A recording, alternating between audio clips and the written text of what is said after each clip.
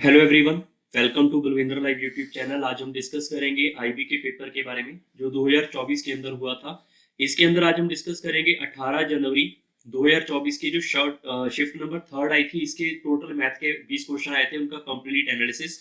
इसके अलावा हम यहाँ पे 17 जनवरी के और 18 जनवरी के जो बाकी हमारे पास टोटल 8 पेपर हुए, सभी का एनालिसिस आपको इस यूट्यूब चैनल के ऊपर अवेलेबल है और वन बाय वन करके सबकी रिकॉर्डिंग वीडियो आपको मिल जाएगी। और साथ ही साथ इसके आपको रीजनिंग के प्रीवियस ईयर क्वेश्चन भी आईबी के इस यूट्यूब चैनल के ऊपर अवेलेबल हो जाएंगे 2024 के। और इसके अलावा 2024 से पहले जो 2023 2022 जितने भी पेपर अभी तक आईबी के हुए हैं, सबका previous year question of mathematics and reasoning इस यूट्यूब चैनल पे अवेलेबल है। उसका बेनिफिट आप सारे स्टूडेंट ले सकते हैं। बात करें अगर फ्यूचर के पेपरों के बारे में, अगर आप आईबी या एफकेट सीडीएस या एसएससी या कोई स्टेट एग्जाम या कोई और एग्जाम की तैयारी कर रहे हो जिसमें आपको अर्थमेटिक सीखना है, तो आप इस फिरदौसी बैच को जरूर लगा सकते हैं, जिसमें ए टू जेड आपको यहाँ पे फिरदौसी बैच के अंदर अर्थमेटिक करवाया गया, परसेंटेज से लेकर मिक्सचर एडिशन तक। उसके अंदर आपको बेसिक समझाया गया, फिर उसके बेसिक के रिलेटेड क्वेश्चन करवाए गए, फिर उसके शॉर्टकट टाइप के क्वेश्चन करवाए गए, फिर कुछ लेंथी हाई लेवल के क्वेश्चन भी इसके अंदर ऐड है। ठीक है, सारा का सारा ये कोर्स आपको इस यूट्यूब चैनल पे अवेलेबल है, फ्री ऑफ कॉस्ट है। यूट्यूब पे सर्च करके भी आप इसको चेक कर सकते हो। कंप्लीट अर्थमेटिक फिरदौसी बैच आपको मिल जाएगा। ठीक है, अब बात कर लेते हैं यहाँ पे मेंबरशिप। अभी मैंने रिसेंटली कुछ मेंबरशिप के यहाँ पे लेवल ऐड किए, तो अभी सिर्फ एक ही लेवल है। आने वाले टाइम में इसमें लेवल 2 लेवल 3 भी हम ऐड करेंगे, तो आप इसको भी जरूर चेकआउट कर लेना। जैसे लेवल 1 के अंदर क्या होगा, प्रायोरिटी रिप्लाई कमेंट होगा। लेवल 2 के अंदर कुछ और ऑप्शन आएंगे, तो उनका जो भी आप में से कोई बेनिफिट लेना चाहता है वो यहाँ से ले सकता है। और इस टेलीग्राम चैनल का लिंक आपको इस वीडियो के डिस्क्रिप्शन में मिल जाएगा, इसको ज्वाइन कर लेना है। इसमें आपको पीडीएफ या फिर कोई भी मेरी वीडियो आती है या कोई अपडेट है, वहां पे सबसे पहले आपको पता चल जाएगा। ठीक है, इसके अलावा अगर मैं बात करूँ, यहाँ पे मेरे पास जितनी भी और इस यूट्यूब चैनल के ऊपर प्लेलिस्ट है, सारी की सारी मैंने यहाँ पे प्राइवेट थी, सबको मैंने अनलॉक किया हुआ है, तो आप इसमें से फ्री ऑफ कॉस्ट सभी कुछ आप पढ़ सकते हो। लाइक डाटा इंटरप्रिटेशन सीखना है, नंबर सिस्टम सीखना है, ट्रिग्नोमेट्री सीखना है फॉर एसएससी सीडीएस लेवल, तो ये सारी चीजें अवेलेबल है। सीडीएस के प्रीवियस ईयर क्वेश्चन, सीएपीएफ के, सीसेट के, बहुत सी चीजें आपको मिल जाएगी। बट ये है कि आपको 3-4 मिनट लगाने पड़ेंगे ताकि आपको पता चले कि इस यूट्यूब चैनल के ऊपर रीजनिंग और मैथमेटिक्स के किस लेवल तक के क्वेश्चन अवेलेबल है, उससे आप अपनी प्रैक्टिस कर सकते हैं। ठीक है, तो स्टार्ट करते हैं आज के सेशन का पहला क्वेश्चन। फर्स्ट नंबर क्वेश्चन काफी अच्छा क्वेश्चन है नंबर सिस्टम के ऊपर। तो हमारे पास यहाँ पर ये क्वेश्चन है, 88 का डिविजिबिलिटी पूछा है और एक्स वाई की वैल्यू पूछी है। यहाँ पर क्या रखेंगे कि ये वैल्यू हमारे पास पॉसिबिलिटी मैक्सिमम है। ठीक है, मिनिमम भी आ सकते हैं बट उन्होंने मैक्सिमम पूछा हुआ है। सो अगर आपको पता है कि 88 का डिविजिबिलिटी रूल क्या होता है, पहले 8 से डिवाइड करेंगे फिर 11 से। 8 का डिविजिबिलिटी रूल क्या होता है कि लास्ट के 3 नंबर आपके 8 से डिवाइड होने चाहिए। जैसे मैंने यहाँ पे 7y4 लिखा, तो अगर ये नंबर 8 से डिवाइड हो गया तो ये सारा नंबर होगा ही 8 से डिवाइड। उन्होंने एज कंपेयर टू करना है, तो मैक्सिमम वैल्यू पूछी है, तो y को आप इमेजिन करो मैक्सिमम, तो y इमेजिन करोगे मैक्सिमम, आप 9 फिल कर सकते हो। 9 करोगे ये 8 से डिवाइड नहीं होगा। फिर आप इसको y को अगर आप 8 रखोगे तो मेरे पास हो जाएगा 784, जो कि यहाँ पे 9 टाइम चला जाएगा 72, फिर आएगा 64, ये 8 टाइम चला जाएगा यहाँ पर। और इससे आपको पता चल जाएगा कि y अगर मैं 8 रखूंगा तो ये डिवाइड हो जाएगा। इट मीन y की मैक्सिमम वैल्यू क्या आएगी, मेरे पास यहाँ पे 8 आएगी। अगर मैं इसको फिल कर देता हूँ यहाँ पे 9 8 3 4 x 9 7 y एंड 4। सो अगर y की जगह के अंदर अगर मैं 8 फिल कर दूंगा यहाँ से, तो क्वेश्चन हमारा ठीक है अभी तक। अब हमें पता होना चाहिए 11 का डिविजिबल। 11 का डिविजिबल क्या होता है, जैसे 9 आ गया, फिर 3 आ गया 11, सॉरी 9 और 3 12, 12 और x मेरे पास प्लस में रखेंगे, 12 थे, 12 और 7 यहाँ पे, और 12 और 7 19, और यहाँ पे 4 हमारे पास आ जाएगा टोटल 23। 12 और 7 मेरे पास 19 और 4 23 आ रहा है, तो ये आएगा मेरे पास 23 प्लस x। क्लियर, इनको ऐड करने पे तो 11 का डिविजिबिलिटी ये कहता है कि हमने पहले ऑड पोजीशन को ऐड किया, फिर हमने इवन पोजीशन वाले डिजिट को ऐड करना है। जैसे 8 और 4 कितने हो गए 12, 12 और 9 21, 21 और मेरे पास ये वाले 8 कितना हो गया 29। तो अगर हमारे पास ऑड इवन का जो सम है वो अगर हमारे पास यहाँ पे 0 हो जाए या फिर 11 या 11 का मल्टीपल हो जाए, तो वो नंबर आपका 11 से डिवाइड होता है, नहीं तो नहीं होता है। तो हमें यहाँ पे डिवाइड करवाना है, तो हमें पता है कि ये सिंगल डिजिट है, x is a single digit. आप इसके अंदर x की वैल्यू को 15 फिल नहीं कर सकते, 2 डिजिट नहीं है, सिंगल डिजिट है। इसका मतलब आप इसमें ऐसी कोई वैल्यू फिल करोगे कि आपको इन दोनों का सम 0 आए। अगर आप 2 डिजिट फिल कर सकते हैं तो 11 22 कोई भी नंबर लेकर आ सकते थे, बट हमें यहाँ पे सिंगल डिजिट है। इसका मतलब इसके अंदर इन दोनों का सम जो है, सम का डिफरेंस हमेशा 0 आना चाहिए था। तो हमें इसको 0 बनाने के लिए अगर 29 है तो इसको भी 29 बनाना पड़ेगा। इट मीन जो x है उसको आपको 6 रखना पड़ेगा, तभी ये 29 हो पाएगा। तो यहाँ से आपको पता चलेगा कि x की वैल्यू हमारे पास यहाँ पे 6 आई है। तो हमारा क्वेश्चन क्या है अभी, 3x प्लस 2y की वैल्यू बताओ, तो 3 into X plus 2 into Y, तो हमारे पास ये वैल्यू आएगी यहाँ पे 18 और ये वैल्यू आएगी मेरे पास 16, दोनों का सम आएगा 34। ये इस क्वेश्चन का सही उत्तर है। क्वेश्चन नंबर सेकंड के ऊपर चलते हैं। Two number are in the ratio 8 and 3. If their sum is 11, then what is the sum of the square of two number? So we can say कि हमारे पास एक नंबर 8 है और दूसरा नंबर 3 है। याद रखना मेरी बात को, अगर यहाँ पे सम लिखा हुआ है तो आप इन दोनों को डायरेक्ट ऐड कर सकते हो। 8 और 3 मेरे पास 11 और 11 की वैल्यू आपके पास यहाँ पे दे रखी है मेरे पास 11, तो इसका मतलब 1 की वैल्यू आपके पास 1 होगी, फिर कट जाएगा ये। इसका मतलब 8 की वैल्यू मेरे पास 8 होगी और 3 की वैल्यू 3 होगी। बट अगर हमारे पास यहाँ पे सम ऑफ स्क्वायर लिखा होता तो आप इसको 8 को और 3 को सीधा आप यहाँ पे ऐड नहीं, ऐसे स्क्वायर नहीं करोगे कि 8 का स्क्वायर कितना हो जाएगा 64, 3 का स्क्वायर हो जाएगा 9, उनको आप ऐड नहीं करोगे। कब? जब रेशो होगा। क्यों? क्योंकि यहाँ पर हमेशा हमारे पास एक x होता है। 8 और 3x कितना हो जाएगा 11x, तो 11x की वैल्यू अगर 11 है तो 1x की वैल्यू 1 होगी और इस x की वैल्यू यहाँ पे रखने पे 8 और 3 आंसर तो आ जाएगा। बट अगर मैं यहाँ पर बोल दूं कि 8x स्क्वायर और 3x स्क्वायर, तो वो आएगा 64x square plus 9x square which is equal to some value जो क्वेश्चन में दे रखी होगी वहां पे। तो यहाँ पे x का स्क्वायर जो है वो आपको यहाँ पे कंपेयर करने को मिलता है, वहां से x अलग से आएगा। तो मतलब अगर स्क्वायर ऑफ सम लिखा होगा तो आप इसको डायरेक्ट कंपेयर नहीं करोगे, अगर सीधा सम लिखा हुआ था तो आप डायरेक्ट कंपेयर कर सकते हो। अब उसने क्या पूछा हुआ है then what is the sum of the square of two number. Clear?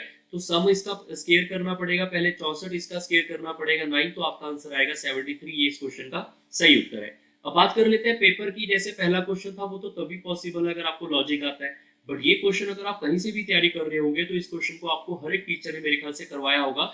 सो अगर आपका ये क्वेश्चन ठीक है तो मेरे ख्याल से आपका पेपर अच्छा गया होगा थोड़ा बहुत। बट अगर आप इस क्वेश्चन को भी गलत करके आए हो तो बिल्कुल आप कंपटीशन से बाहर होने वाले चांस करके आए हो, क्योंकि अगर ये आसान क्वेश्चन आप छोड़ के आओगे या गलत करके आओगे तो कंपटीशन में कोई फायदा नहीं होगा आपके लिए। तो आई रिकमेंड कि आप सारे बच्चे जितने भी स्टूडेंट इस वीडियो को देख रहे हैं, छोटे आसान क्वेश्चन आपके बनने चाहिए एग्जाम के अंदर, ये बात आप याद रखें। ठीक है, क्वेश्चन नंबर चलते हैं थर्ड के ऊपर।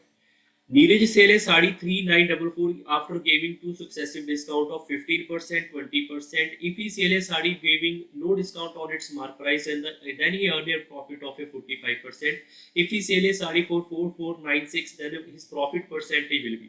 काफी अच्छा क्वेश्चन है, हो सकता है कल परसों इसका मैं आपको शॉर्ट कर दे दूं, इसको ऐसे कर ले वैसे कर ले, बट फिर भी मैंने आपको फिरदौसी बैच और हर वीडियो में बोला हुआ है कि आपको थोड़ा बहुत बेसिक आना चाहिए। मालूम है, इसका आपको शॉर्टकट बना के यहाँ पे दे देता हूँ, आपको भी लगेगा हाँ इस क्वेश्चन को ऐसे करेंगे तो टाइम बचा सकते थे, बट मान लो आपके पास कल को भी नया क्वेश्चन आ गया तो क्या शॉर्टकट हर जगह लगेगा? आपको याद करना पड़ेगा। फिरदौसी बैच में मैंने बहुत बार रिपीट किया हुआ है कि वो क्वेश्चन आपको जो भी शॉर्टकट वाले होते हैं वो सिलेक्टेड क्वेश्चन होते हैं जो कि हर साल रिपीट होते हैं। जैसे इस क्वेश्चन की बात करूं, इसमें ये वाला तो आपके पास रिपीट ही है कि इसको आप सीधा सीधा कर सकते हैं सॉल्व, बट इसमें जो लाइन दे रखी है इसका मतलब ये स्टेटमेंट वाइज क्वेश्चन है, तो आपको लॉजिक थोड़ा सा बनाना आना चाहिए, जिसको हम बोल देते हैं बेसिक। अगर हमारे पास यहाँ पे मान लेते हैं कि ये वैल्यू है, ठीक है, ये कब आएगी? After two discount. कब? मार्क प्राइस के ऊपर। तो मार्क प्राइस उसका क्या होगा हमें नहीं पता, तो मार्क प्राइस के ऊपर 15% डिस्काउंट का मतलब क्या है कि 100 के बदले में 15 वैल्यू कम हो चुकी है, तो 85 रहेगी होगी, तो 15% का डिस्काउंट। अब बात कर लेते हैं यहाँ पे 20% डिस्काउंट की, तो 100 के बदले में 20 वैल्यू कम होगी, तो अभी कितनी वैल्यू बच गई उसके पास? 80%। तो इन दोनों के डिस्काउंट के बाद वैल्यू आपके पास है 3944। सो अगर इसको आप सिंप्लीफाई करोगे ये आपसे आपस में कट जाएगा 4/9, इसको आप कट करोगे ये आएगा 17/20। सो यहाँ से आप इसको कट कर सकते हैं, 4 आप इससे कट कर लेंगे, 9 टाइम हो जाएगा 36, ये आएगा फिर यहाँ पे 34, फिर 8 टाइम, फिर 6 टाइम। क्लियर? ऐसे आप इसको सिंप्लीफाई करेंगे तो ये मेरे पास चला जाएगा 5 टाइम, दैट इज 85, और यहाँ पे आएगा 3136। Clear? That is 8 times, 58 times. Clear? So MP की वैल्यू कितनी होगी? आप इनको मल्टीप्लाई करोगे 100, इससे मल्टीप्लाई करेंगे तो ये आएगा 5800, that is the mark price. अब क्वेश्चन के आगे चलते हैं। If he sell the sari without giving a discount on the mark price then he earn a 45%। It mean उसके सीपी के ऊपर ही प्रॉफिट होगा फिर, क्योंकि जो भी प्रॉफिट लॉस होता है वो सीपी के ऊपर आता है, कॉस्ट प्राइस के ऊपर। तो अभी बात कर रहे हैं प्रॉफिट हुआ है कि 100 के बदले में 45% का, तो इसकी 45 वैल्यू बढ़ा के ऊपर लिखेंगे, और इसके बाद वैल्यू कितनी आ रही है 5800 की, जब वो कोई भी डिस्काउंट नहीं देता। क्लियर? सो यहाँ से आप इसको कट करेंगे तो ये आएगा 29 एंड 20, 29 इससे कट जाएगा 200, और इसको क्रॉस मल्टीप्लाई करेंगे तो सीपी की वैल्यू कितनी आ जाएगी 4000।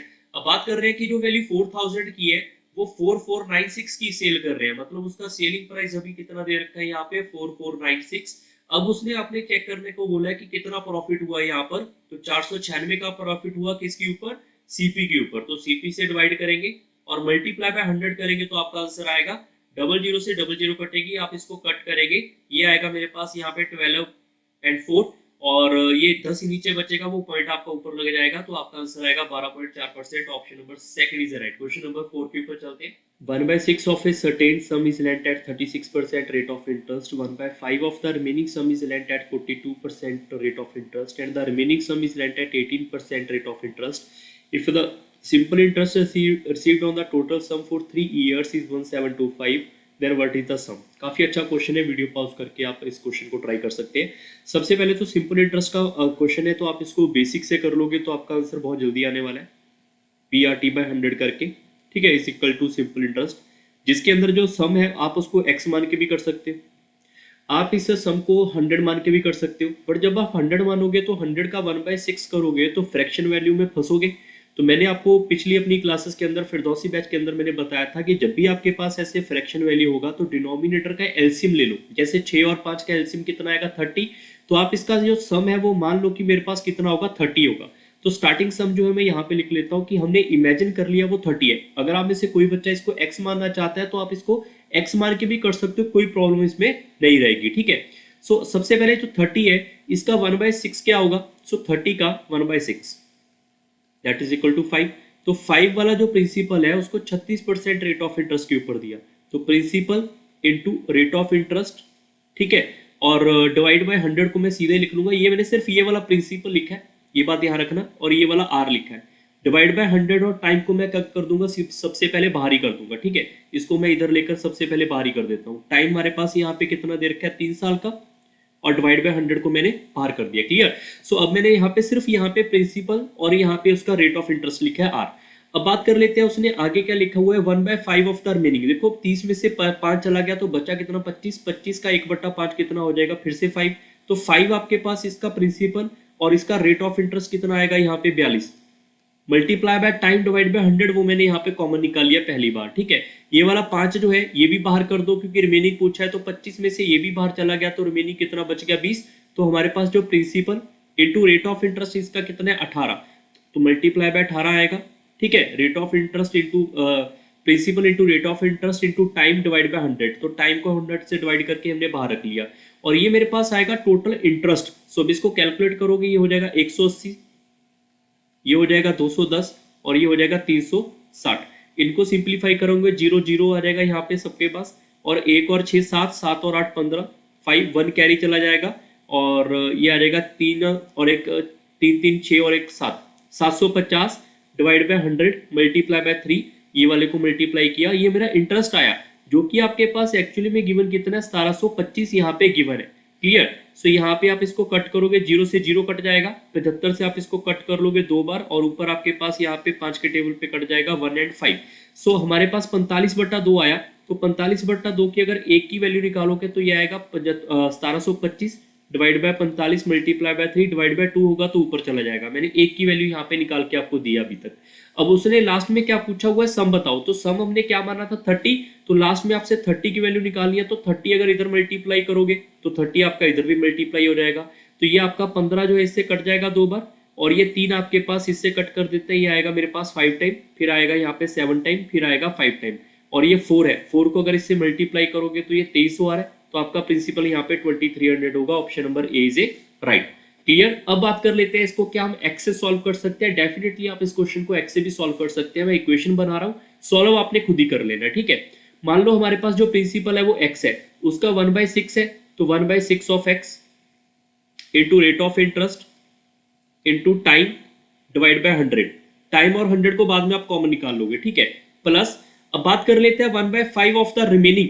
अब देखो 1/6 ऑफ एक्स हमारा जा चुका है, तो बचा कितना होगा, फिर 5/6x बचा होगा, और जितना बचा हुआ है उसका 1/5, अब उसका 1/5 इंटू इसका rate of interest into time divide by 100। अब मेरे पास दो बार हो चुका है, थर्ड हमारे पास है फिर से रिमेनिंग। अब आप सारे बच्चे खुद देखो, 5/6 ऑफ एक्स का 1/5 जा चुका है, तो बचा कितना होगा, 4/5 बच गया होगा, multiply by rate of interest multiply by time divide by 100। इसमें से आप 3/100 को आप बाहर निकालोगे, और ये मेरे पास जो टोटल इंटरेस्ट है, ये मेरे पास जो बॉक्स में लिखा हुआ है टोटल इंटरेस्ट है, ये किसके बराबर आएगा? ये मेरे पास जो इंटरेस्ट गिवन है इसके बराबर आएगा। यहाँ से आप एक्स सॉल्व कर लोगे। क्वेश्चन नंबर 5 के ऊपर चलते हैं। 15% of A equal to 20% of B, 25% of C, A B C sum is given, A decrease by this value, B increase by this, C decrease by this value.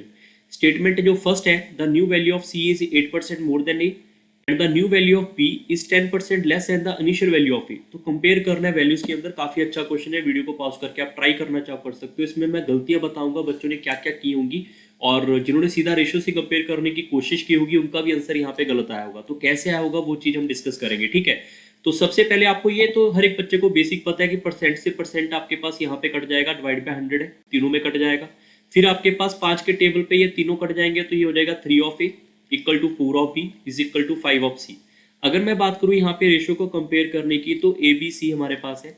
अब 3 4 5 का LCM आएगा 60, 60 को 3 से divide करेंगे यहाँ पे 20 आएगा, 20 से डिवाइड करेंगे यहाँ पे हमारे पास 15 आएगा, सी से डिवाइड करेंगे तो हमारे पास यहाँ पे 12 आएगा, ठीक है। अब मेरे पास ए बी सी की वैल्यू आई। अब मेरे पास यहाँ पे दो तरीके हैं। पहला तरीका तो ये है कि हमारे पास ए बी सी का टोटल कितना हो गया 47, 47 को मैं इससे कंपेयर कर दूं डायरेक्ट यहाँ पे, और मेरे पास ए की, बी की और सी की वैल्यू कुछ ना कुछ यहाँ पे आ जाएगी। उससे क्या होगा, आप रेशियो से बाहर आ जाओगे। पहली बात तो ये। दूसरी बात ये है कि आप इसमें से डायरेक्ट यहाँ पे ए बी सी को, क्योंकि लास्ट में तो परसेंटेज ही पूछा कंपेयर करने को, तो आपको कंपेयर करने की जरूरत भी नहीं है। आप इसको क्या कर सकते हो, सीधा ही ए को इंक्रीज और बी को इंक्रीज और सी को डिक्रीज करके यहाँ पे सॉल्व कर सकते हो। जो भी डिक्रीज इंक्रीज डिक्रीज है वैसे ही क्वेश्चन आपका सॉल्व हो जाएगा, उससे भी आंसर सही आएगा। तो आपका क्या होगा, एक स्टेप बच जाएगा, कौन सा, कंपेयर करने वाला। बट उसके अंदर खास बात आपने ये ध्यान रखनी है कि आपको ये रेशो को इग्नोर करना पड़ेगा। आपको ये नहीं कि रेशो को आप यहाँ पे 100 कट करके आप इसकी न्यू रेशो वैल्यू बता दोगे, जो कि मैंने रेशो में आपको क्वेश्चन करवाया भी हुआ है फिरदौसी में, कि आपके पास अगर ये पूछा जाए कि न्यू रेशो क्या है आफ्टर इंक्रीज डिक्रीज, तो उसको आप सीधा कंपेयर कर सकते हो।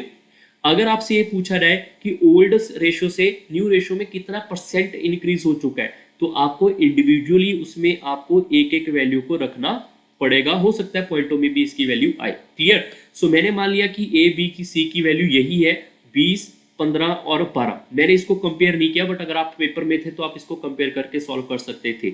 अब अगर बात करें ए की वैल्यू यहाँ पे डिक्रीज हुई है, सो ए मेरे पास 58 1/3 है, तो ये कितना हो जाएगा 58 इंटू 3 करेंगे यहाँ पे 174, और ये आएगा 175/3 और परसेंटेज है तो 100।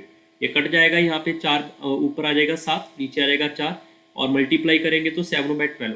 और डिक्रीज हुआ है तो मतलब 12 के बदले में यहाँ पे 7 नंबर यहाँ पे डिक्रीज हो चुके हैं। तो इसकी जो न्यू वैल्यू होगी वो ये होगी हमारे पास यहाँ पे 5/12।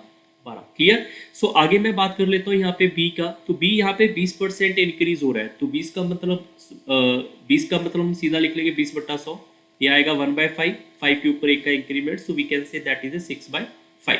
आफ्टर दैट सी का वैल्यू जो है वो मेरे पास यहाँ पे डिक्रीज हुआ है 30%। 30% का डिक्रीमेंट है, मतलब यहाँ पे हो जाएगा 3/10, 10 के ऊपर 3 का decrement, so we can say 7/10। Understand. So now we have to understand कि आगे इसको सिंप्लीफाई कैसे कर सकते हैं। अब मेरी मर्जी है इसको मैं पॉइंटों में रखूँ नहीं रखूँ, वो हमारे ऊपर चला जाएगा क्वेश्चन। आपको यहाँ पे इसको 200 300 मान के करना था, वो भी आप कर सकते थे, वो आपकी मर्जी रहेगी, ठीक है। अभी यहाँ पे देखो कंपेयर करके कर लोगे तो ये पॉइंटों में नहीं आएगा। कंपेयर करने के बाद ये सारी की सारी वैल्यू कटती हुई आपको नजर आएंगी, आसानी से सारी वैल्यू कट जाएंगी, ठीक है। सो अभी मैंने थोड़ा इसको रिस्क लिया है, हम इसको सीधा कंपेयर कर लेंगे। यहाँ पर ये आ जाएगा 5, ये आ जाएगा 3, so we can say that is 25/3, और ये इससे कट जाएगा टोटल 3, दैट इज 18। ये मेरे पास यहाँ पे प्रॉपर कटेगा नहीं, so we can say that is 8.4। So after that we are going to compare C is 8% more than A, that is a new value and that is again new value. So we understand कि अगर मैं इसको 3 से divide कर लूंगा तो ये मेरे पास आएगा 8.333 point something. Understand. So now we understand कि यहाँ से लेकर यहाँ तक वैल्यू को उसने पूछा हुआ है, क्या सी इससे इतना ज्यादा है, कितना 8%। अगर मैं आपको बोल दूं मेरे पास यहाँ पर 8.333 है, तो इसका अगर यहाँ पे मैं आपसे पूछ लूँ कि इसका यहाँ पे 5% कितना होगा। सो कुछ बच्चों को आता होगा 5% सॉल्व करना, कुछ को नहीं भी आता होगा। सो आप इसका 10% मान लो, तो इसका 10% होगा मेरे पास यहाँ पर 8333, उसका हाफ कर दोगे 5, तो इसका 10% जब मैं इसमें ऐड करूंगा तो ये आपका 9 पॉइंट समथिंग हो जाएगा। आप सारे बच्चे समझ पाए, उसका 9 पॉइंट समथिंग हो जाएगा। हमें यहाँ पे 8.4 चाहिए था, तो पॉइंटों में हलचल चाहिए थी, तो ये 8% तो नहीं लग रहा, ये कम से कम 1-2% या 3% के आसपास होगा। अंडरस्टैंड से आप कर सकते थे। That is why first is a wrong. Second statement, B की जो न्यू वैल्यू है, बी की न्यू वैल्यू 18 है, वो 10% लेस है इनिशियल वैल्यू ऑफ ए से। ए की इनिशियल वैल्यू 10 है, भाई इसका 10 का 10% कितना होगा, 2 नंबर ही होगा। 2 नंबर ये कम है तो बिल्कुल ट्रू है सेकंड स्टेटमेंट, ये आपका सही उत्तर है। बाकी आप इसको कंपेयर करके भी कर सकते थे। क्वेश्चन नंबर 6 के ऊपर चलते हैं। Simple interest on a sum of 8 month at the rate of 8% per annum is this, what is the value of sum? We know that the sum is a principal, so we can say that is x multiplied by the rate of interest multiplied by the time, that is 8 month है divide by 12 करेंगे year में convert करने के लिए, and that is divisible by 100 which is equal to interest, that is 480। Clear? So that is cutting, ये कट जाएगा, ये 2/3 हो जाएगा सीधा यहाँ पे, और हमारे पास 8 और 2 16, 16 हमारे पास इससे कट जाएगा सीधा सीधा यहाँ पे 30। और x की वैल्यू की बात करें तो ये वाला 3 इससे मल्टीप्लाई करेंगे 900, और ये वाला इससे 90 आएगा, इससे 100 करें मल्टीप्लाई करेंगे 9000। ये आपके इस क्वेश्चन का सही उत्तर है। क्वेश्चन नंबर 7 के ऊपर चलते हैं। 7 नंबर क्वेश्चन एक फॉर्मूला बेस्ड क्वेश्चन है। जैसे हमारे पास यहाँ पे 1 क्यूब 2 क्यूब 3 क्यूब का सम पूछा हुआ है अप टू 10 टर्म, तो इनके बीच में आएगा या नहीं आएगा वो तभी बता सकते हैं अगर आपको इसका फॉर्मूला आता है। ठीक है, तो इसका फॉर्मूला मैं यहाँ पे लिख देता हूँ, n+1 divide by 2 that is a whole square. ये हमारे पास कब होता है, जब हमारे पास कोई भी वैल्यू 1 से शुरू होती है और अप टू 100 n नंबर तक जाती है। तो इसके अंदर पहले क्वेश्चन में n की वैल्यू कितनी आएगी, 10। अगर आप इसके अंदर 10 फिल करोगे, 10 प्लस 1 करेंगे 11 डिवाइड बाय 2 और इसका होल स्क्वायर, तो ये से कट जाएगा टोटल 5, और ये हो जाएगा 55 का होल स्क्वायर आपसे पूछा हुआ है एक्चुअली में। तो 55 का होल स्क्वायर आ जाएगा यहाँ पे 25, और 5 और 6 30, ये आपका इसका आंसर आएगा 3025। तो इसके बीच में आ रहा है तो पहला आपके पास ट्रू हो जाएगा। अगर पहला ट्रू हो जाएगा तो ये वाला ऑप्शन तो एलिमिनेटेड है, बाकी सभी में फर्स्ट आ ही रहा है। फिर हम बात कर लेंगे यहाँ पे सेकंड ऑप्शन की, तो x is subtracted from this value up to 10 term then it become a square. तो the least value of x पूछा गया है कि x को अगर मैं यहाँ पे माइनस करूंगा इसके सम से। अब ये ऑड नंबर के क्यूब का एक फॉर्मूला होता है जो आपको अलग से पता होना चाहिए, तो इसका फॉर्मूला होता है मेरे पास n² 2n² - 1। इसके अंदर n मेरे पास 5 आएगा क्योंकि इसके अंदर टोटल मेरे पास 5 ऑड नंबर 10 टर्म है, सो n हमारे पास 10 ही आएगा, सॉरी। तो n की वैल्यू आप 10 रखोगे तो 10 का स्क्वायर आ जाएगा यहाँ पे 100, और 10 का स्क्वायर 100 × 2 करेंगे 200, सो -1। सो अगर मैं बात करूँ यहाँ पे स्क्वायर की, तो स्क्वायर उसने यहाँ पे पूछा तब होगा जब 17 नंबर इसमें से अगर माइनस करेंगे। तो हमें यहाँ पे इसको माइनस करना है, तो 19900। तो इसको अगर मैं 17 नंबर इसमें से माइनस कर देता हूँ जो कि लीस्ट नंबर इसने पूछा हुआ है, तो अगर मैं इसको लीस्ट नंबर को इसके माइनस करूंगा तो क्या ये स्क्वायर बन पाएगा? तो ये हमारे पास लास्ट में 3 लेकर आएगा, तो 3 स्क्वायर कभी भी नहीं होता। ठीक है, हम अब बात कर लेते हैं लीस्ट नंबर की। तो लीस्ट नंबर इसका 1 2 कोई और नंबर पे हो सकता है आ जाए, बट 17 से तो डेफिनेटली यहाँ पे नहीं आ रहा। ठीक है, तो ये ऑप्शन आपका सेकंड नंबर गलत हो गया। अब बात कर लेते हैं थर्ड की। थर्ड हमारे पास है 11 से लेकर 20 तक। 11 से लेकर 20 तक की वैल्यू का कोई डायरेक्ट फॉर्मूला नहीं होता, आपको बनाना पड़ेगा फॉर्मूला, बट हमारे पास 1 से लेकर 20 तक का फॉर्मूला है। यहाँ पर 1 से लेकर अगर 20 तक का फॉर्मूला है तो यही फॉर्मूला लगेगा जो ऊपर हमने पहले यहाँ पे मेंशन किया हुआ था। तो मैं यहाँ पे सीधा n की वैल्यू को 20 फिल करूंगा पहले फॉर्मूले में, दैट इज 20 प्लस 1 करेंगे 21/2, और दैट इसका पावर आ जाएगा यहाँ पे 2, ये इससे कट जाएगा हमारे पास 10 बार। तो 10 का स्क्वायर करेंगे यहाँ पे 100, 21 का स्क्वायर करेंगे यहाँ पे 441 विच इज इक्वल टू 44100। ये मेरे पास 1 से लेकर 20 तक का सम आ चुका है क्यूब का, और 1 से लेकर 10 तक के क्यूब का सम हमारे पास यहाँ पे पहले क्वेश्चन में दे रखा है। तो मैं उसको अगर इसमें से माइनस कर दूं, अगर मैं उसको इसमें से माइनस कर दूंगा तो मेरे पास 11 से लेकर 20 तक का सम बचेगा क्यूब का। तो इसको माइनस करने पे हमारे पास 41075 की वैल्यू आएगी जो कि यहाँ पे मेंशन्ड है। तो ये आपका यहाँ पे ये वाला भी ट्रू है, तो option number 3 is right. Question number 8 के ऊपर चलते हैं। Pawan purchase 2 table, first for rupees 10,000, the second in this he sold both a table, first one at the profit of 10% and the second at 20% loss. What is the overall loss or profit? So we have to understand कि अगर पहले की बात करें तो 10,000 है, इसके ऊपर 10% का उसको प्रॉफिट हुआ, तो इसका 10% कितना हो जाएगा, 1,000 प्रॉफिट हुआ। ठीक है, 1,000 उसको प्लस में मिला। जो दूसरा हमारे पास है वो 12,000 का है, 12,000, तो उसके ऊपर उसको 20% का लॉस हुआ है यहाँ पे। ठीक है, 20%, अगर मैं इसका 20% पूछूंगा तो इसका 10% कितना हो जाएगा मेरे पास 1200, तो इसका 20% कितना हो जाएगा यहाँ पे 2400। क्लियर, 2400 का उसको लॉस हो रहा है। तो ओवरऑल क्या हुआ, ओवरऑल उसको 1400 रुपये का लॉस हुआ। तो ये आपके इस क्वेश्चन का सेकंड वाला ऑप्शन सही है। क्वेश्चन नंबर 9 के ऊपर चलते हैं।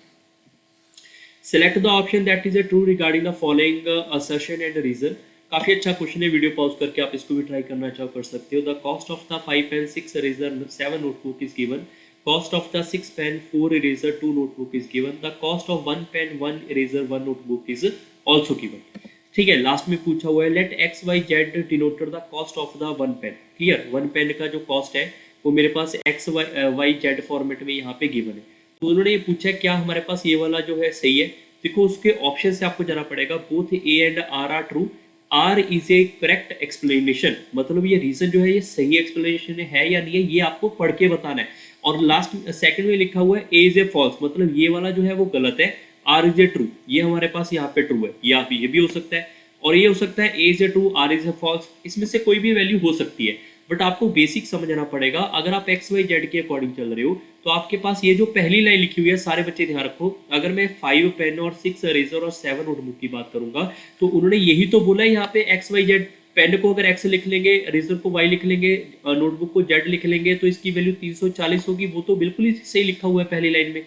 दूसरा क्या लिखा हुआ है आपके पास 6x 4y 2z, हमारे पास ये भी वैल्यू दे रखी है, ये भी 200 के बराबर ही तो दे रखी है। तो आपके पास ये दोनों के दोनों सही तो है। और आर की करेक्ट एक्सप्लेनेशन है, ए के रिलेटेड में ये भी ठीक है। इसमें कुछ सॉल्व करने वाला था ही नहीं। क्वेश्चन नंबर 10 के ऊपर चलते हैं। 10 नंबर क्वेश्चन भी काफी अच्छा क्वेश्चन है, वीडियो पॉज करके आप ट्राई करना चाहो कर सकते हो। इसके अंदर आपके पास फर्स्ट सम जो है वो हमारे पास यहाँ पे डिवाइड किया है 4 6 3 एंड 2, जिनका टोटल कितना आ जाएगा यहाँ पे 15। और उसने सेकंड सम जो लिखा हुआ है वो 3 4 7 6 में लिखा हुआ है, जिसका टोटल कितना आ जाएगा 7 और 7 14, 14 और 6 30। और लास्ट में लिखा हुआ है जो हमारे पास सेकंड सम है वो 2 टाइम्स है यहाँ पे किसका, फर्स्ट सम का। मतलब जो ये वाला है इसके क्या होगा 2 टाइम्स होगा, इसका डबल होगा। तो आप इसको रीअरेंज कर सकते हो। जैसे मैं मान लो मैं इसको अगर डबल कर देता हूँ, यहाँ पे 15 वाले को डबल कर दूंगा तो ये मेरे पास 30 हो जाएगा। इसको डबल करेंगे तो ये सिर्फ 40 ही हो पाएगा, तो यहाँ पे गड़बड़ होगा। 40 नहीं, हमें यहाँ पे इसका डबल करना था। तो अगर मैं इसको डबल करूंगा तो इसका मुझे यहाँ पे डबल सम चाहिए। सपोज मैं आपको एक एग्जांपल दे देता हूँ, लाइक यहाँ पे 15 है तो यहाँ पे 30 होना चाहिए। या तो इसको मैं 3/2 से मल्टीप्लाई करूंगा तो कैलकुलेशन में थोड़ी सी प्रॉब्लम आएगी। बट अगर मैं इसको यहाँ पे डबल कर दूंगा, ये कितना हो जाएगा 30, और इसको मैं यहाँ पे ट्रिपल कर देता हूँ तो ये कितना हो जाएगा 60, जो कि इसका क्या हो रहा है, डबल हो रहा है। तो यहाँ पे 2 से मल्टीप्लाई किया, तो अगर इसको 2 से मल्टीप्लाई करेंगे तो ये वैल्यू हमारे पास आ जाएगी यहाँ पे 8 और ये 12, और ये हो जाएगा डबल करना है हमने 6, और ये हो जाएगा 4। क्लियर। ऐसे अगर इसको 3 से मल्टीप्लाई करेंगे तो ये हो जाएगा 9, ये हो जाएगा मेरे पास 12, और 7 को अगर मैं यहाँ पे सॉरी हमने ठीक लिखा है, 7 को अगर 3 से करेंगे 21 आएगा, और 3 को अगर 6 से करेंगे ये 18 आएगा। Clear. So who will get the second largest overall share. Second largest overall share किसको मिलेगा ये आपसे पूछा है, तो सबको ऐड कर लो। इनका ओवरऑल कितना हो गया 17, इनका ओवरऑल कितना हो गया 24, इनका ओवरऑल कितना हो गया मेरे पास 21 और 6 मेरे पास 27, इनका ओवरऑल कितना हो जाएगा यहाँ पे 22। तो सेकंड लार्जेस्ट है, तो पहला लार्जेस्ट ओवरऑल ये रहा, सेकंड लार्जेस्ट आपके पास 24 रहा। ये इस क्वेश्चन का सही उत्तर है। क्वेश्चन नंबर 11 के ऊपर चलते हैं। 11 नंबर क्वेश्चन काफी अच्छा क्वेश्चन है, वीडियो पॉज करके आप ट्राई कर सकते हैं। कुछ बच्चों ने इसका भी आंसर गलत किया होगा पेपर में। जैसे 5832 है तो डिवाइड में इसके 100 होगा, और ऐसे ही यहाँ पे डिवाइड में 27 हो जाएगा, ऊपर इसके डबल जीरो चले जाएंगी। और ऐसे ही यहाँ पे आपके पास ये 9 होगा, ऊपर यहाँ पे 2 जीरो चले जाएंगी, ये इससे कट जाएगा पूरा का पूरा। और आप इसको कट करोगे यहाँ पर ये 24 आएगा, लास्ट में डबल जीरो बचेगा, तो ऑप्शन नंबर बी आपका सही है। क्वेश्चन नंबर 12 के ऊपर चलते हैं। A person leave city J at 7 a.m. reach city K 5 p.m. Another person leave city K 4 p.m. reach city J at 10 p.m. At what time approximate they will meet? मैंने पता नहीं कितनी बार आपको Firdausi batch भी हो गया, एफकैट बैच भी होगा, ये क्वेश्चन आपको वहाँ पे सब में करवाए हुए हैं। और मैंने बोला भी था कि ऐसे क्वेश्चन ना पेट क्वेश्चन होते हैं, आप इनके आंसर याद करने के अलावा आप इनको एक बार तो मैंने बोला था आंसर भी याद करो। जिसका आंसर याद होगा उनको याद होगा कि 56 मिनट इसका आंसर आता था ऐसे क्वेश्चन का। और दूसरे में बताया था आपको प्रोसेस भी पता होना चाहिए, क्योंकि ये वैल्यू अब की बार नए फॉर्मेट में आनी शुरू होंगी। बट कई बार बच्चे उन चीज़ों को इग्नोर करेंगे तो ऐसे वाले क्वेश्चन छोड़ देंगे। आप जाके चेक कर सकते हैं, फिरदौसी बैच में आपको क्वेश्चन मिल जाएंगे। ठीक है, अब ये काफ़ी अच्छा क्वेश्चन है। अगर मैं बात करूँ यहाँ पे जे से चला और यहाँ पे 5 बजे पहुंचा केव के ऊपर, तो 7 से चला और 5 बजे पहुंचा, तो कितने घंटे लग गए इसको? 3 घंटे और 5, 3 और 2 12, यहाँ पे 5 घंटे और 5, टोटल 10 घंटे लगे। तो मतलब यहाँ पे जे से के जाने वाले को टोटल 10 घंटे लगे। आगे हमारे पास के वाला है, वो यहाँ पे जे पे पहुंचा और 4 बजे निकला, शाम को 10 बजे पहुंचा। सो यहाँ पे के से जे तक आने वाले को टोटल 6 घंटे लगे। हमें क्या करना था इसके अंदर, सबसे पहले इन दोनों का एलसीएम कितना आएगा, यहाँ पे 30। तो मैं मान लूंगा कि हमारे पास यहाँ पर जे से लेकर के तक की जो दूरी है वो कितनी है, 30 किलोमीटर की है। That is a imagination value, that is not A correct value. But 10 घंटे के अंदर अगर 30 किलोमीटर कवर होगा तो जे से के वाले की जो स्पीड है वो 3 किलोमीटर पर आवर आएगी यहाँ पे, ठीक है। ऐसे ही अगर यहाँ पे 6 घंटे में 30 किलोमीटर जा रहा है तो के वाले की स्पीड कितनी आ रही है, 5 किलोमीटर पर आवर। और ये वाला पर्सन सुबह 7 बजे निकला, ये वाला पर्सन हमारे पास शाम को 5 बजे निकला, ठीक है। अब इनका मीटिंग पॉइंट कब होगा आपसे ये पूछा गया है। तो मीटिंग पॉइंट के लिए आपको समझाया गया होगा, सबसे पहले टाइम को इक्वल करना पड़ेगा। जैसे 7 बजे है तो इसको अकेले को यहाँ से चलना पड़ेगा, कब तक, जब तक 4 नहीं बच जाते, ठीक है। तो 4 बजने का मतलब है यहाँ से लेकर ये पर्सन अकेला चलेगा इधर को। अगर अकेला चलेगा यहाँ पर इस साइड को चलेगा, तो अगर अकेला चलेगा वो 3 की स्पीड से चलेगा 4 बजे तक। 4 बजे के बाद ये वाला पर्सन इधर आएगा, तो 4 बजे तक ये कितने घंटे अकेला चला यहाँ पे, ये पर्सन अगर मैं बात करूँ टोटल हमारे पास है यहाँ पे 5 यहाँ से और 12 से लेकर आगे 5 घंटे। तो यहाँ पर देखो 5 घंटे इसको चलाएंगे, 4 घंटे आगे और, तो 9 घंटे चला। तो अगर 3 की स्पीड से 9 घंटे चला तो टोटल 27 किलोमीटर ये कवर करके आया। मतलब ये वाली दूरी तो एक खुद ही अकेला कवर करके आया 27 की। 27 के बाद यहाँ पर कितने किलोमीटर बच गए, ये वाले किलोमीटर बच गए मेरे पास 3 किलोमीटर। अगर 3 किलोमीटर ये 3 की स्पीड से अकेला जाएगा तो बात अलग है। बट अगर मैं बात करूँ ये इधर को भी जा रहा है, अब ये पर्सन उधर से भी आना शुरू हो चुका है। 4 बजे के बाद रिलेटिव स्पीड काम करेगी। काम कितना करना है, सिर्फ 3 किलोमीटर का। सो वी नो की डिस्टेंस बाय स्पीड करेंगे तो टाइम आएगा। तो डिस्टेंस है 3 किलोमीटर, स्पीड कितनी है, इसकी स्पीड है मेरे पास यहाँ पे 3 किलोमीटर की और दूसरे वाले की स्पीड है 5 किलोमीटर की। सो वी नो कि अगर मैं डिस्टेंस बाय स्पीड करूंगा टाइम आएगा which is equal to 3/8 number of R. R है तो इसको 60 से मल्टीप्लाई करेंगे मिनट में कन्वर्ट करने के लिए, तो ये से आपके पास कट जाएगा, ये आएगा 15/2, 45/2। 45/2 को सॉल्व करेंगे 22 पॉइंट समथिंग आएगा, 22 पॉइंट समथिंग मिनट, मतलब 4 बजे के बाद कुछ 22 पॉइंट समथिंग आएगा विच इज अप्रोक्सीमेटली 23 मिनट। तो उन्होंने अप्रोक्सीमेट पूछा हुआ है, तो ये आपके इस क्वेश्चन का सही उत्तर है। और इसको करने का सबसे अच्छा ढंग यही है। क्वेश्चन नंबर 13 के ऊपर चलते हैं। The average of 11 consecutive odd number is 37। What is the difference between the largest number and the smallest number. काफी आसान क्वेश्चन है। सबसे पहली बात तो ऑड नंबर, अगर मैं यहाँ पे 11 ऑड नंबर की बात कर रहा हूँ, 1 2 3 4 5 6 7 8 9 10 11, तो इनकी जो एवरेज होगी वो मेरे पास यहाँ पे मिडल टर्म होगी। तो 1 2 3 4 5 6 7, सातवां मतलब ये वाला नंबर, ठीक है। मैंने गलत तो नहीं लिखा, 1 2 3 4 5 6, सॉरी ये नहीं आएगा, ये आएगा, ठीक है। 6वां नंबर इसका मिडल आएगा, 5 आगे और 5 बैक साइड रहेंगे। सो उसने क्या पूछा हुआ है, सबसे लार्जेस्ट एंड स्मॉलेस्ट। अगर हम बात करें ऑड नंबर की, तो ऑड नंबर का मतलब है हमारे पास इनके अंदर 2 का गैप आएगा, कब, जब कॉन्जिक्यूटिव नंबर होंगे तब। तो इसको आपको यहाँ पे कैलकुलेट करने की जरूरत नहीं थी। आपका पहला नंबर आ रहा है 27 और ये आएगा आपके पास 39 41 43 45 47। तो इनका जो डिफरेंस है आपके पास कितना आएगा, 20 आएगा। ये आपके इस क्वेश्चन का सही उत्तर है। पेपर में ये पूछा होता है कि सेकंड लार्जेस्ट बताओ, सेकंड लार्जेस्ट का स्क्वायर बताओ, तो आप उसका आंसर कर सकते थे। अब बात कर लेते हैं, क्या अगर मैं यहाँ पे आपको ये बोल दूं कि हमें ये एवरेज अगर ना भी देते तो क्या इसका आंसर हो सकता है। डेफिनेटली। मान लो कि आपके पास ये 37 नंबर गिवन नहीं है, ठीक है, मान लेते हैं कि नंबर गिवन नहीं है। हमें ये तो पता है कि इनका गैप कितना आएगा, 2 का ही आएगा एंड तक। सारे बच्चे समझ पा रहे हो कि नहीं पा रहे कि हमारे पास टोटल 11 नंबर है जो कि 2 के गैप के ऊपर है। तो पहला नंबर और लास्ट नंबर, तो बीच में आपके पास गैप कितने आएंगे, आप सीधे काउंट कर लो। 2 के टोटल 10 गैप आएंगे, 2 के 10 गैप होंगे, तो बीच और लास्ट वाले और फर्स्ट वाले का डिफरेंस कितना आएगा, 20 आएगा। ये आपका उत्तर है। अगर नंबर निकालना होगा तो आपको फॉलो करना पड़ेगा। अगर यही क्वेश्चन ऐसे आएगा तो आप सीधा भी कर सकते हो। क्वेश्चन नंबर चलते हैं 14 के ऊपर। 14 नंबर क्वेश्चन भी काफ़ी अच्छा क्वेश्चन है। 85% of a number is added in 18, then the resulted number itself. मतलब ये रिजल्टेड नंबर जो सोचा था हमने वही आ जाएगा। यहाँ से अपने एक्स को सॉल्व करना है, that is equal to 120। Option number C is right. Question number 15 के ऊपर चलते हैं। क्वेश्चन नंबर अगर 15 की बात करें, काफी अच्छा क्वेश्चन है, वीडियो पॉज करके आप ट्राई कर सकते हैं। इसमें ये बताना होता है कि किन स्टेटमेंट को लेकर आप आंसर कर सकते हैं जो यहाँ पे पूछा हुआ है। सबसे पहले अगर मैं लिख लेता हूँ क्वेश्चन को, ए बी सी हमारे पास 3 पर्सन है, ठीक है। ए बी सी हमारे पास किसी फैक्ट्री के अंदर पर्सन है और यहाँ पर उनकी जो ए बी सी के अंदर वर्कर की वैल्यू है वो आपके पास 9:4:1 गिवन है और इनकी जो डेली सैलरी है उनकी रेशो आपके पास गिवन है 8:5:3। ये मेरे पास यहाँ पे सैलरी है पर पर्सन की, ये मेरे पास यहाँ पे नंबर है। अब उन्होंने पूछा बोला हुआ है कि हमारे पास टोटल वैल्यू है जो है वो हमारे पास 57,000 के बराबर है, ये टोटल वैल्यू है। तो उसने पूछा क्या है कि हमारे पास एक वर्कर जो ए है उसकी सैलरी बताओ क्या होगी। अब कुछ बच्चे क्या करते हैं, डायरेक्ट मल्टीप्लाई कर देते हैं। आपको मैंने बहुत बार समझाया होगा कि अगर ये मेरे पास एक्स एक्स रेशियो में होगा तो जरूरी थोड़ा ये भी एक्स होगा, ये हमारे पास वाई वाई रेशियो में हो सकता है। और आप इन दोनों को मल्टीप्लाई करके कंपेयर करोगे तो आंसर प्रॉब्लम क्रिएट करेगा आपके लिए। जब भी ऐसे होगा तो या तो नंबर पता होना चाहिए या सैलरी पता होनी चाहिए आपको टोटल की, ठीक है। जैसे अगर मैं यहाँ पे सेकंड स्टेटमेंट को पढ़ लूँ तो उन्होंने बी टाइप का बोला हुआ है कि बी वाले 20% है। आप सभी बच्चे बताओ, अगर बी वाले मेरे पास यहाँ पर ए बी सी, अगर 4x की वैल्यू मेरे पास 20 है तो यहाँ पर ये वाली वैल्यू अगर 20 है तो एक वैल्यू मेरे पास 5 आएगी, तो एक की वैल्यू 5 होगी और 9 की वैल्यू 45 होगी। ये मैंने नंबर निकाल लिए। अब नंबर निकाल रही है तो सैलरी कितनी होगी यहाँ पे 8y, और इसकी आ जाएगी 5y, इसकी आ जाएगी 3y। सो नाउ अगर मैं इसको मल्टीप्लाई करूंगा कि 45% है, हर एक पर्सन की सैलरी 8 है, तो टोटल सैलरी कितनी हो जाएगी 360y। ऐसे इन दोनों को मल्टीप्लाई करेंगे, टोटल सैलरी 100y, इनको मल्टीप्लाई करेंगे ये आएगी मेरे पास यहाँ पे 15y।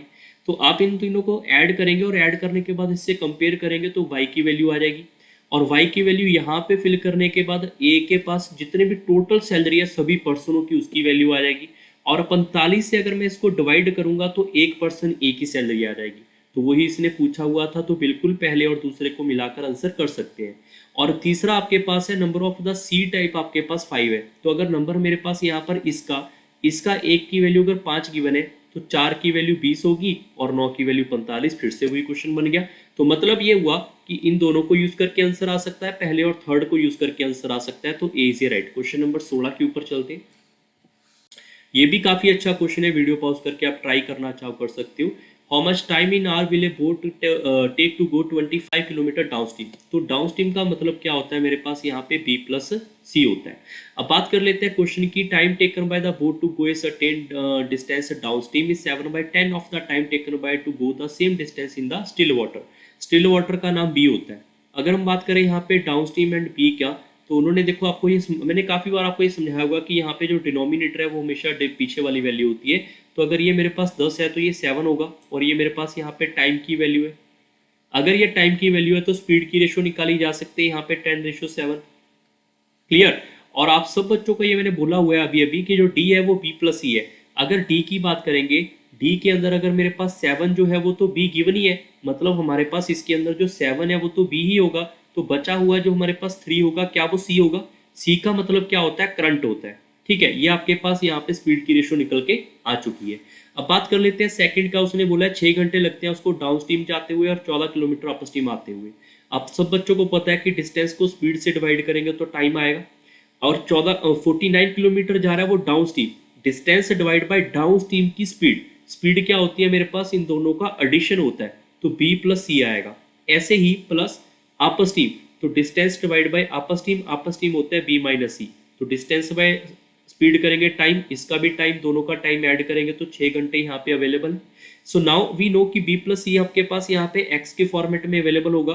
तो यहाँ पर आप क्या कर सकते हो, 49 बाई इसको आप दोनों को ऐड करके लिखोगे 10x, और यहाँ पे आप 14 बाई इन दोनों का डिफरेंस लिखोगे 4x, that is equal to 6h। So now compare this value, we are going to solve x की वैल्यू कुछ भी यहाँ पे रैंडमली मान लो आ गई, ठीक है। आप सॉल्व इसको पेपर में करने की वैसे जरूरत नहीं पड़ती, जिन बच्चों ने बेसिक अच्छे से किया होगा उनके लिए, नहीं तो आपको x सॉल्व करना पड़ेगा। x की वैल्यू यहाँ पे कुछ भी आ जाएगी। अब उन्होंने लास्ट में क्या पूछा है कि डाउन स्ट्रीम जाना है इसको 25 किलोमीटर, तो टाइम बताओ क्या होगा। तो टाइम क्या होता है, डिस्टेंस बाय स्पीड होता है। डिस्टेंस तो 25 किलोमीटर आ गया, स्पीड क्या होगा, स्पीड। अब यहाँ पे सारे बच्चे देखो x को सॉल्व करोगे, x को सॉल्व करके इन दोनों के अंदर फिल करोगे। हमें पता है जो d होता है b प्लस सी होता है, तो b प्लस सी क्या करेंगे, ऐड इनको 10x, तो यहाँ पे क्या हो जाएगा 10x हो जाएगा। तो x यहाँ पे रखेंगे, कोई ना कोई वैल्यू आएगी, आपका आंसर आ जाएगा। पॉइंटों में आए कैसे मर्जी आए, मतलब ये हुआ पहले और दूसरे को यूज करके आंसर आएगा। Understand. So now third statement is that the ratio of the speed of the boat in still water and the speed of the current is 7:3। अब इन्होंने पहले वाले ये स्टेप भी छोड़ दिए, इन्होंने खुद ही मेंशन कर दिया कि ये 7:3 ही है। तो 7:3 को फिर इसमें फिल करेंगे, फिर सेम क्वेश्चन रिपीट हो जाएगा। मतलब आप इन दोनों को यूज करके आंसर कर सकते हो या फिर इन दोनों को यूज करके आंसर कर सकते हो। D is a right answer. Question number 17 के ऊपर चलते हैं। क्वेश्चन नंबर 17 काफी अच्छा क्वेश्चन है, वीडियो पॉज करके आप ट्राई करना चाह कर सकते हो। The average weight of the sum children in a group is 45 and 10 children of average weight of 40 kg leave the group and 15 और और लिखा हुआ है, और 15 children average weight of 50 kg join the group, the average weight of the children in both the cases is same, the number of the children initially in the group lie between। काफी अच्छा question है। और ऐसे question की बात करूँ, ये SSC के अंदर ऐसे क्वेश्चन रिपीट हो चुके हैं 2022 के अंदर। तो जब भी आप कभी पेपर देते हो तो प्रीवियस ईयर क्वेश्चन आप जरूर करके जाया करो फ्रॉम डिफरेंट एग्जाम, ठीक है। सो तभी आपकी तैयारी थोड़ी अच्छी हो सकती है। सो अब इस क्वेश्चन की बात करें, सम चिल्ड्रन है, so we can say that is X. और इसके लिए आपको ये भी पता होना चाहिए सम डिवाइड बाय नंबर क्या होता है एवरेज, और सम इज इक्वल टू क्या होता है average into number. So now we know कि अगर मैं इसको इससे मल्टीप्लाई कर दूं, क्योंकि ये नंबर है और ये एवरेज है, तो इनका सम आ जाएगा 45x। ऐसे ही 10 चिल्ड्रन है और इसकी एवरेज 40 है, इसको इससे मल्टीप्लाई कर देंगे तो इनका सम आ जाएगा मेरे पास यहाँ पे। ऐसे ही 15 चिल्ड्रन है और इनकी एवरेज है 50, तो 15 इंटू 50 करेंगे 750 इनका सम आ जाएगा। अब क्वेश्चन क्या कह रहा है कि हमारे पास इतना सम था, इसमें से 10 चिल्ड्रन यहाँ पे जा चुके हैं, तो ये सम इसका माइनस करेंगे। और अगर ये 10 चिल्ड्रन इसमें से जा चुके हैं, तो अभी अगर मैं इसको x माइनस यहाँ पे 10 कर दूंगा, तो सारे स्टूडेंट सोचो कि हमने यहाँ पे क्या लिखा हुआ है, सम डिवाइड बाय नंबर लिखा है, क्योंकि ये मेरे पास सम वो है जो भी यहाँ पे पर्सन चले गए और ये भी पर्सन जा चुके हैं, तो सम डिवाइड बाय जो बचे हुए पर्सन है, तो इसका एवरेज आ जाएगा sum divide by number equal to average. Similar sum हमारे पास है 45x और इसके अंदर अगर 750 ऐड कर देंगे तो x के अंदर यहाँ पे 15 चिल्ड्रन ऐड करेंगे, तो इसका भी एवरेज आ जाएगा, जो नए पर्सन है उनका एवरेज आएगा। दोनों कंडीशन के अंदर एवरेज क्या है मेरे पास यहाँ पे सेम है, तो सेम करने के लिए इक्वल कर देंगे दोनों को। क्लियर। सो अब इस क्वेश्चन के अंदर क्या होगा, आप इसको या तो क्रॉस मल्टीप्लाई करो। अब कुछ बच्चे सोचेंगे सर ये तो कैलकुलेशन वाला क्वेश्चन बन गया, डेफिनेटली कैलकुलेशन वाला ही क्वेश्चन बनेगा, इसमें और कोई भी उलझन नहीं है। बट एक बात को आप याद रख सकते हैं कि आप इसके अंदर अप्रोक्सीमेट का वैल्यू ट्राई करना भी चाहो तो इसके अंदर आप वैल्यू ट्राई भी कर सकते थे अप्रोक्सीमेट, ठीक है। बट मैं चाहता हूं कि आप एक बार वीडियो पॉज करो, क्रॉस मल्टीप्लाई करो, कंपोनेंट डिविडेंड लगाओ, आपकी मर्जी, आप इसके अंदर एक्स की वैल्यू फाइंड करो, ठीक है। आई होप सबने ट्राई कर लिया होगा, तो आपका आंसर जो है ऑप्शन नंबर ए आएगा इसके अंदर। बट अगर पेपर की बात करें, मान लो आप पहली बार पेपर दे रहे हो, अपने कैलकुलेशन का टाइम बचाना है, तो आप इसके अंदर क्या करोगे, इसके बीच वाली वैल्यू उठा लो 60। क्यों उठा रहे हैं, क्योंकि फिल करना आसान है। अगर इसका उठाओगे ये 50 लेकर आएंगे हम, इसका उठाएंगे 40 और इसका लेकर आएंगे 70, ठीक है।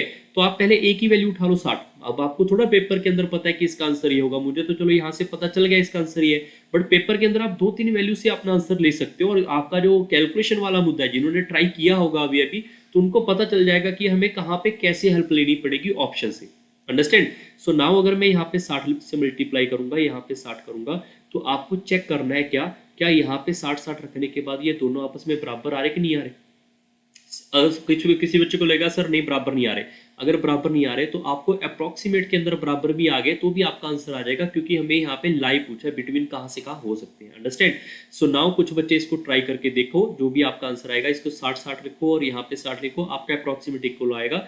That's why first is the right answer. Otherwise जिन बच्चों को ये लग रहा है नहीं सर इससे तो काफी लेंथी हो जाएगा, हमें सारी वैल्यू ट्राई करनी पड़ सकती है, तो भाई फिर आपको क्रॉस मल्टीप्लाई करना है और इसका कोई शॉर्टकट वॉर्टकट नहीं रखना है याद, ठीक है। क्वेश्चन नंबर चलते हैं 18 के ऊपर। ये क्वेश्चन पेट क्वेश्चन है, एसएससी के अंदर बहुत बार आ चुका है। अगर हमारे पास कभी भी ऐसे वैल्यू आपके पास है और इसके अंदर भी वैल्यू को ध्यान रखना है, जैसे x square plus 1/x square है इक्वल टू 14 है, हम यहाँ से x माइनस 1/x की वैल्यू निकाल सकते हैं, हम यहाँ से x प्लस 1/x की वैल्यू निकाल सकते हैं, हम यहाँ से x cube plus 1/x cube की वैल्यू निकाल सकते हैं, x की पावर 6 भी फाइंड कर सकते हैं, ये हमारी मर्जी है। तो ये अलजेब्रा के फिक्स क्वेश्चन है। आपको ये बात ध्यान रखनी है आपसे पूछा क्या जा रहा है। अगर आपके पास ये वैल्यू आएगी तो अगर आप इसका क्यूब करोगे तो x का क्यूब प्लस 1/x का क्यूब में ही वैल्यू रहती है, और अगर इसका क्यूब करोगे तो x का क्यूब माइनस 1/x का क्यूब वैल्यू होती है। क्लियर। बट अगर आप इसका स्क्वायर करोगे, ये बात ध्यान रखना, तो इसकी value x square plus 1/x square में जाती है। अगर आप इसका स्क्वायर करोगे तो इसकी value x square plus 1/x square में जाती है। ये कुछ वैल्यूज है जो याद रखनी पड़ती है कि प्लस का प्लस में रहता है स्क्वायर, माइनस का प्लस में हो जाता है स्क्वायर, प्लस का प्लस में रहता है क्यूब, माइनस का माइनस में रहता है क्यूब। ये कुछ वैल्यू है जो आपको टाइम टू टाइम याद रखनी पड़ेगी। अब बात कर लेते हैं ये होगा कैसे। x square plus 1/x square है इक्वल टू 14 है, मुझे यहाँ पे x प्लस 1/x चाहिए, क्योंकि तभी मैं इसका क्यूब डायरेक्ट यहाँ पे लेकर आ सकता हूँ। अब कुछ बच्चों को लगेगा सर हम इसको डायरेक्ट कर सकते हैं, +2 कर देंगे आंसर आएगा। मैं समझा रहा हूँ कि कैसे आया। ये तो हमें पता है कि यहाँ पे +2 करेंगे 16 और 16 का रूट करेंगे तो आपका आंसर सीधा 4 आएगा। बट ये हुआ क्या कि जब हमने +2 किया इधर तो इधर भी तो होगा, और यहाँ पे x से मल्टीप्लाई x से डिवाइड कर सकते हैं, तो आप इसको कट करोगे तो 14 का 14 ही बराबर रहेगा। इसको बोलते हैं रीअरेंजमेंट करना। बट जब सिंप्लीफाई किया तो x plus one by x का होल स्केयर आपके पास बन चुका है 16, और जब आपके पास ये स्केयर है तो स्केयर रूट करेंगे तब आपके पास 4 आएगा। अब दोनों साइड क्यूब करेंगे, क्यूब का फॉर्मूला लगाएंगे, तो लास्ट में रिजल्ट बन के आएगा x का cube plus one by x का cube which is equal to 4 का cube minus 3 into 4 which is equal to 53। ये आपके इस क्वेश्चन का सही उत्तर है। आया कहाँ से इसका क्यूब करने के बाद। क्वेश्चन नंबर 19 के ऊपर चलते हैं। Income of Pawan is 5% more than the income of Pankaj. Income of Pankaj is 15% more than the income of Manjeet. The income of Manjeet is approximately how much percentage less than the income of Pawan? काफी अच्छा question है, video pause करके आप try कर सकते हो। सबसे पहले हम बात कर लेते हैं यहाँ पे पवन की, फिर हमारे पास है पंकज, फिर लास्ट में है मेरे पास यहाँ पे मंजीत। ठीक है, अब मैं चाहूँ तो इसको मैं सीधा भी कंपेयर करके लिख सकता हूँ कि 15% है, 3/20, 20 को ऐसे हम कंपेयर करके कर सकते हैं। बट आपको मैंने बोला था कि जब भी ऐसी कोई वैल्यू आएगी आप 100 मान के कर लोगे तो भी आपका आंसर आएगा। जैसे मंजीत को आप 100 मान लो, ठीक है। पंकज की सैलरी 15% ज़्यादा है इससे, तो इससे 15% ज़्यादा होगा तो 115 होगा ये। फिर लास्ट फर्स्ट लाइन है पवन है जो है वो 5% ज़्यादा किससे, पंकज से। तो अगर मैं पंकज की वैल्यू पूछूं आपसे, पंकज की वैल्यू 115 है, तो इसका 5% ऐसे निकाला जा सकता है। हालांकि मैं इसको सिंप्लीफाई कर सकता हूं बट करने की जरूरत नहीं है। ये आएगा मेरे पास 5.75 सिंप्लीफाई करने के बाद। तो ये इससे 5.75 इससे ज़्यादा है, तो 5.75 अगर देंगे इसको तो 120.75 हो जाएगा सीधा। लास्ट में पूछा हुआ है Manjeet, income of Manjeet is how much percent less than the Pawan. तो यहाँ पे पवन से इससे कितनी वैल्यू इसकी कम हो रही है, लगभग 20.75 कम हो रही है। बट किससे कंपेयर किया उसने, पवन से, तो डिनोमिनेटर में पवन ही आएगा 120.75 और मल्टीप्लाई बाय 100। ये आपके इस क्वेश्चन का सही उत्तर है। बट ध्यान रखें आप इसको सिंप्लीफाई करेंगे थोड़ा सा टाइम जाएगा। सो मैं आपको ये बता देता हूँ कि 120.75 है, तो 120.75 का मैं आपसे अगर पूछूं कि इसका 10% कितना है, तो 10% कितना होगा इसका, इसका 10% होगा 12.075, क्योंकि एक पॉइंट शिफ्ट हो जाता है ये सीधा सीधा। और ये वाली वैल्यू जो है ये इससे ज़्यादा आ रही है, ये इससे ज़्यादा आ रही है, तो मतलब 10% से ज़्यादा उत्तर होगा, तो एक ही ऑप्शन है, ये आपका उत्तर है। बाकी आप इसको कैलकुलेशन से भी आंसर कर सकते हो। क्वेश्चन नंबर लास्ट 20 के ऊपर चलते हैं। 20 नंबर क्वेश्चन काफ़ी अच्छा क्वेश्चन है, वीडियो पॉज करके आप इस क्वेश्चन को ट्राई करना चाहते हो कर सकते हो। सबसे पहले उसने लिखा हुआ है ए जो है वो पूरा का पूरा काम यहाँ पे 30 डेज के अंदर खत्म करता है, ठीक है। जो बी की एफिशिएंसी है वो 20% ज़्यादा है ए से, मतलब जो बी हमारे पास है वो ए से कंपेयर करेंगे, अगर ए 100 होगा तो बी मेरे पास 120 होगा, तो इनकी रेशो क्या आएगी मेरे पास 6:5 आएगी, ठीक है, एफिशिएंसी की रेशो। सी जो है वो 2/5 ऑफ द वर्क जो है वो 8 दिन में खत्म करता है। आप सब बच्चों को समझाया गया होगा कि 2/5 अगर 8 दिन में खत्म करता है तो पूरा का पूरा काम होता है एक, तो एक कितने दिन में खत्म करेगा, वो 20 दिन के अंदर। अगर 20 दिन के अंदर पूरा का पूरा काम खत्म करेगा तो यहाँ पे वैसे हम इसका एलसीएम लेके भी निकाल सकते थे वैल्यू, बट हमें यहाँ पे इसकी जरूरत नहीं पड़ने वाली। हम सीधा भी लिख सकते हैं यहाँ पे सी की एफिशिएंसी। अब सी की एफिशिएंसी कैसे आएगी, ए की एफिशिएंसी 5 है, 5 के हिसाब से अगर 30 दिन काम करेगा तो कितना काम कर देगा टोटल, वो 150, that is a total work. और 150 काम सी अगर पूरा का पूरा 20 दिन में खत्म करेगा तो एक दिन में 7.5 करेगा। Work divide by time is equal to efficiency. अब क्वेश्चन वालों ने क्या लिखा हुआ है कि ए बी जो है दोनों मिलकर 11/15 काम खत्म करते हैं, ठीक है। अब काम कितना है 150, इसका 11/15, 11/15 का मतलब 10 है, यहाँ पे आएगा तो 110 काम खत्म करेंगे। कौन, ए और बी। अगर ए और बी की बात करें तो इन दोनों की एफिशिएंसी कितनी है 11, 11 को कितने दिन काम करवाएंगे कि 110 काम खत्म हो जाएगा, तो इनको टोटल यहाँ पे 10 दिन लगने वाले हैं, ये इसका टाइम आ गया। उसके बाद है रिमेनिंग वर्क, देखो 110 था तो यहाँ पे 150 में से खत्म करेंगे तो रिमेनिंग वर्क कितना बच गया 40। ये काम खत्म करेंगे ए और सी टुगेदर, ए की और सी की एफिशिएंसी कितनी है 7 और 5 12, 12.5। तो वर्क डिवाइड बाय आप ऐसे भी लिख सकते हो 12.5 के हिसाब से कितने दिन काम करेंगे कि 40 काम खत्म हो जाए, तो यहाँ से x की वैल्यू आ जाएगी मेरे पास 40, और 12.5 को आप लिख सकते हो 25 डिवाइड बाय 2, 2 आपके पास ऊपर चला जाएगा, कट जाएगा, ये आएगा 8/5। सो we can say 16/5 which is equal to 3 1/5 days, 3 1/5 days and 10 days which is combined 13 1/5 days। Option number B से राइट। आई होप आपको ये वाला क्वेश्चन भी समझ आया होगा, और आई होप सबको ये वीडियो अच्छी लगी होगी। आने वाले टाइम के अंदर आपको यहाँ पर बाकी 17 जनवरी के भी बाकी PYQ अवेलेबल हो जाएंगे टाइम टू टाइम, और जितने भी स्टूडेंट अभी तक वीडियो देख चुके हैं इस चैनल को ज्वाइन करें और इस वीडियो को लाइक एंड शेयर जरूर करें। So bye bye, take care and thank you everyone.